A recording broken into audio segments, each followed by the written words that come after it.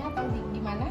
Boleh langsung ke kuliahnya. Kalau kuliah itu S1 Bimbingan dan Konseling WNP angkatan 2016 dan wisudanya 2020.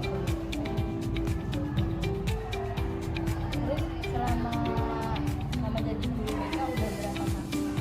Kurang lebih udah 3 tahun, maksudnya waktu itu 2021. Selang setahun lah ya. Iya.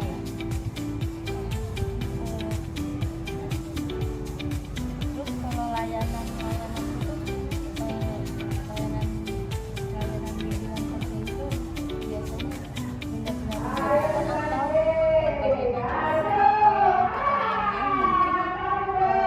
Ada beberapa layanan yang memang kita berikan di sekolah, tapi kalau nggak dibutuhkan oleh siswa, kita hanya menginformasikan. Jadi di BK itu ada layanan ini, layanan itu. Tapi kalau memang dibutuhkan siswa, memang kita berikan kayak layanan dasar, layanan informasi. Itu kan kalau BK masuk ke dalam kelas kan itu layanan pramuka berupa layanan informasi di dalam kelasnya. Berarti guru BK juga ngajar gitu. Dia ngajar, berarti ngajarnya kalau guru BK kan cuma memberikan informasi. Bukan kita kan ada namanya LKS atau bahan ajar. Jadi bahan ajar itu yang akan disampaikan informasinya kepada peserta didik. Bukan, berarti beda kayak guru kelas, guru mata pelajaran lainnya gitu. Mungkin kalau dari segi pelayanannya kita berbeda, tapi tujuannya sama untuk memberikan pemahaman kepada peserta didik. Biasanya masalah apa sih yang sering terjadi di sekolah ini selama ibu menjadi guru BK? Kalau permasalahan mungkin masalahnya emang udah mendasar di anak, misalnya kayak jenuh dalam belajar, motivasi belajarnya yang kurang. Lebih sekarang anak-anak kan mereka masuknya ke sekolah zaman COVID. Jadi mereka terbiasa nyaman di rumahnya, sehingga ketika di sekolah itu mereka bosan. Lebih kita belajarnya lama, mereka terbiasa main gadget, main HP di rumah. Jadi banyak yang nggak fokus saat belajar. Karena di rumahnya terlalu sering main HP, sampai di sekolah dia harus belajar. Dia agak sulit menyimbang itu kalau di sekolah. Berarti mereka biasanya motivasi apa sih Bu yang dilakukan guru BK kan permasalahan umumnya karena mereka terlalu sering bermain gadget dan jadi mereka tuh bosan pelajaran yang disampaikan. Biasanya apa sih? Kalau motivasi paling kita memperbaiki persepsi anak itu, bahwasanya pendidikan itu penting buat dia datang ke sekolah itu buat belajar, bukan untuk bermain mereka, karena mereka kan udah remaja. Kalau udah remaja mereka pasti bisa berpikir apa tujuan dari pendidikan itu. Berarti kita sebagai guru BK memotivasi dia, membalikkan persepsi dia kalau ke sekolah itu bukan untuk bermain tapi untuk belajar. Oh iya, aku mau nanya, kan ada yang kelas 7 kan. Biasanya itu kan peralihan dari SD ke SMP itu biasanya hal apa yang suka terjadi, maksudnya permasalahan apa yang sering terjadi, karena kan mereka peralihan dari SD ke SMP. Kalau masa penyesuaian mereka itu mungkin pola pikirnya.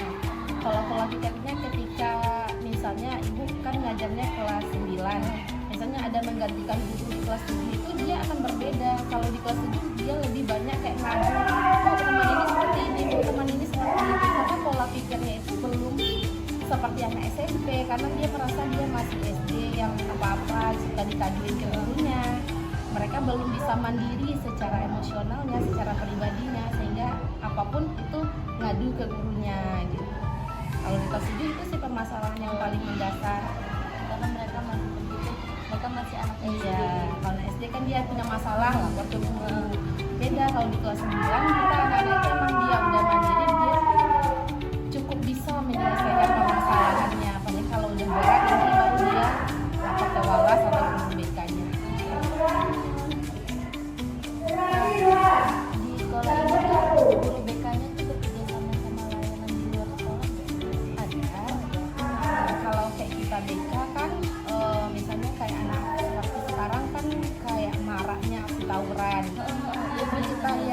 Kita kan di SMP 18 termasuk sekolah besar di Kota Padang, jadi memang di setiap lembaga kayak kepolisian atau setiap polsek-polsek kayak kami di Polsek Kuranji itu ada kerjasamanya. Misalnya apapun nanti anak-anak misalnya ada yang ketangkap, ada yang apa masalahnya gitu, mereka akan langsung lapor ke sekolah.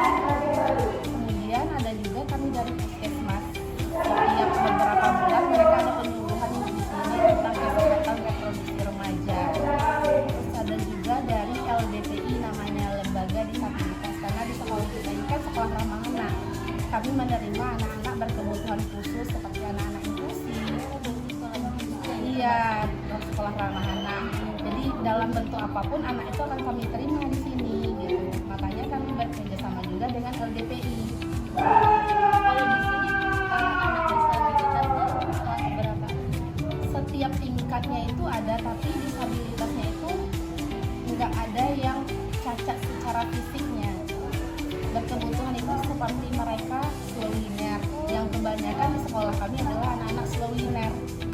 Jadi memang mereka IQ-nya itu di bawah rata-rata. Misalnya udah kelas 9 mereka masih belum bisa membaca, tetapi karena mereka punya surat keterangan inklusi, makanya di sekolah kan kita harus membantu mereka, harus memfasilitasi mereka sehingga mereka tetap naik ke kelas. Yang penting mereka melaksanakan kewajiban yang emang wajib aja yang mereka kerjakan.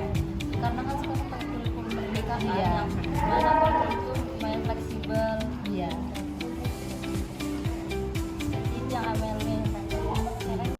Nah teman-teman, ini merupakan salah satu SMP negeri yang banyak diminati di daerah Kuranji, di mana kepala sekolahnya sangat mensupport sekali